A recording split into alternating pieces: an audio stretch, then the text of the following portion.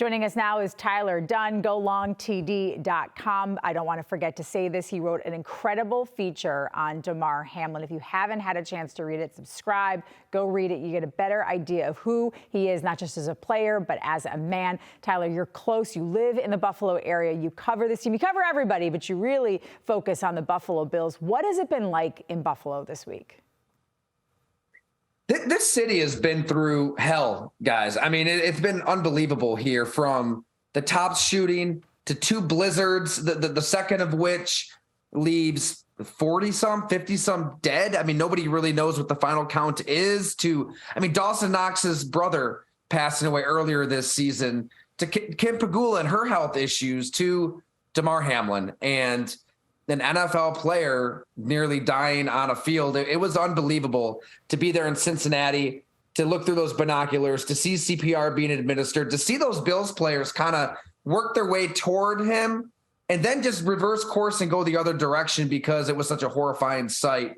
We all waited for that thumbs up, and we never got that thumbs up. Thank God for Denny Kellington. I mean, to save his life, the assistant trainer for the Buffalo Bills, unbelievable. Thank God for the doctors at Cincinnati and Damar Hamlin. What can you say? That this guy has a heart and a fire and a higher purpose that, yeah, I mean, he got into that higher purpose when we sat down a year and a half ago. He's a special human being. It's been so nice and so refreshing, Tyler, over the last couple days to, as positive news has come out about Damar Hamlin, to see the reactions of his teammates and his coaches and just how happy they are, and to finally see them smiling out at practice the other day, and they get to FaceTime with him late in the week. How have you seen the team progress over the course of the last few days, and where do you think their heads are at right now as they're just a couple days away from what is a big game for them? This team is unbelievably close. I think I've been covering the NFL since like 2009, 2010. I've never seen a locker room this tight-knit, this close, because they've been through so much off the field that like we got into, but also on the field. They've been knocking at the door, trying to win a Super Bowl for a while now. And I really think that the health of Damar Hamlin, right? There was a complete unknown. Nobody knew where this was going to go when they had to cancel that game, postpone that game, and go back to Buffalo. So really all along, the only way they were going to be in the mindset to think about football, let alone play a football game, was if they got those positive signs, just those little nuggets of news from the hospital where, yes, Mario, his father, Mario Hamlin's, he gets on the Zoom call. He lets the team know that he's getting there. He wants them to play. That's what Damar would want. And then after that, they actually talk to Damar, communicate with him on a Zoom, and he flexes the muscles.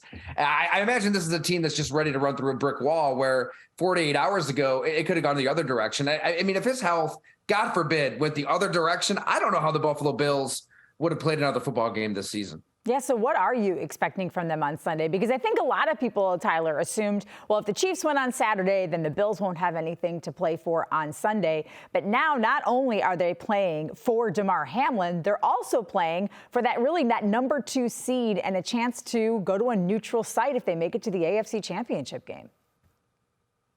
Man, I know, Trenni, look, the Patriots have had a little extra time to prepare here. If we're just looking at X's and O's and Belichick devising a plan for Josh Allen, maybe you can talk yourself into New England having some type of schematic edge. This is a human game played by human beings.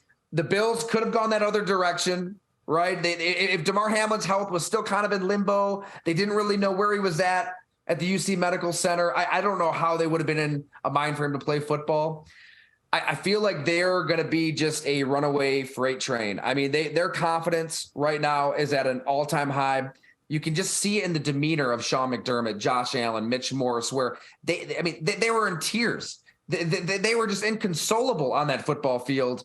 And now they're communicating with Damar Hamlin. Now they're going to get him back at some point. Their friend, their brother. I don't know how that manifests itself on the field. I really don't. But this game isn't played on a spreadsheet, and this is a team on an absolute high as we speak here.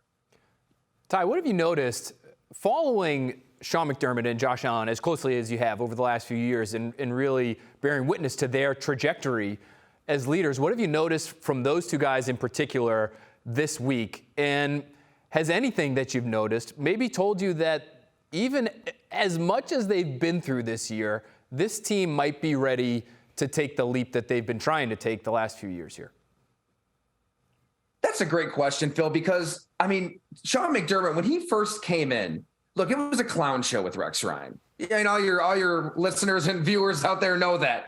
It was bad. I mean, that truck was leaving the facility a little too early when he was the head coach, and the locker room was all over the place. I mean, I covered that team for the Buffalo News.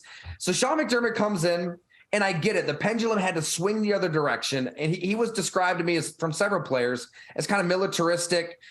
Dictator, maybe a little strong, but very, very strict, right? Got rid of a lot of players, brought in his own, fired a lot of people. And Tywan Jones, I just had dinner with him recently for a story. That's the word he used. It was militaristic, and he understood why.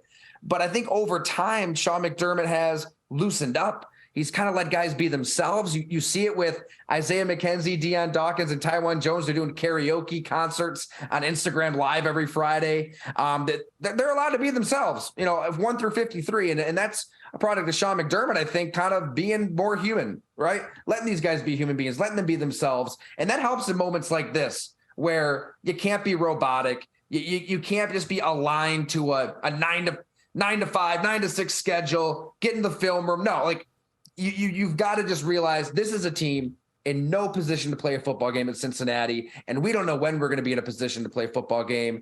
They got there, number one, because of Damar Hamlin and his health, but it did take the leadership of Sean McDermott and Josh Allen to get them in this place. We talked about the team being ready to play on Sunday. Phil actually talked to some Patriots players this week leading up to this game. And Phil, correct me if I'm wrong, but I think it was Matthew Slater or Devin McCourty saying, oh my gosh, we are going to be walking into a hornet's nest in Buffalo. Like, that place is going to be electric. Can we even begin to imagine what it's going to be like the entire city of Buffalo coming together on Sunday, the atmosphere for those guys to play a game in on Sunday?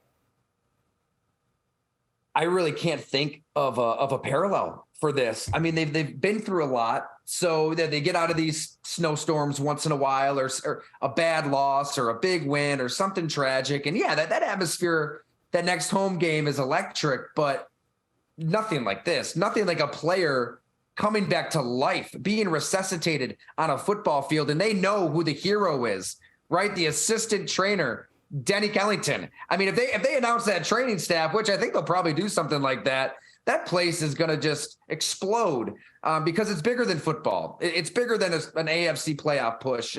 It's literally life and death. So, it's like, out there in Boston, obviously the fan base is unbelievably strong and you can feel it. It's palpable. Here in Buffalo, they really just have the Bills and chicken wings. So if the Bills are struggling, everybody's kind of depressed.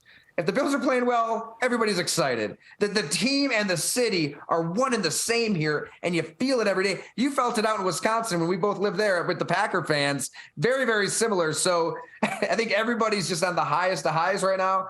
Hornets Nest is probably an apt description if that Hornets Nest had, 65, 70,000 Hornets in it. Well, Ty, tell us, what are you expecting from Highmark Stadium? What kinds of pregame things might be lined up here that the entire football watching world will have their eyes on? Man, you can really let your mind wander with that. I mean, they're doing the patch. They announced the 3 on the jersey, outlining the 3 on the field, and all teams can do that if they want this weekend. I don't know. I mean, I would think that maybe introducing the training staff could be the perfect, right? Just one by one, just announce who saved Damar Hamlin's life on that football field. In a dream world, can you imagine if he had a message via Zoom, like Damar Hamlin himself is up on the video board for all these fans? Something like that it's hard to even imagine that this is reality. For him to ask, did we win the game? For him to be flexing for his teammates on a Zoom. I mean, a few days ago, we thought this player might have died on a football field, and he had to be resuscitated, and everybody was mortified. And here he is, alive and well on his way to recovery, I should say. Still a long ways to go. You can feel it with the team, with the city.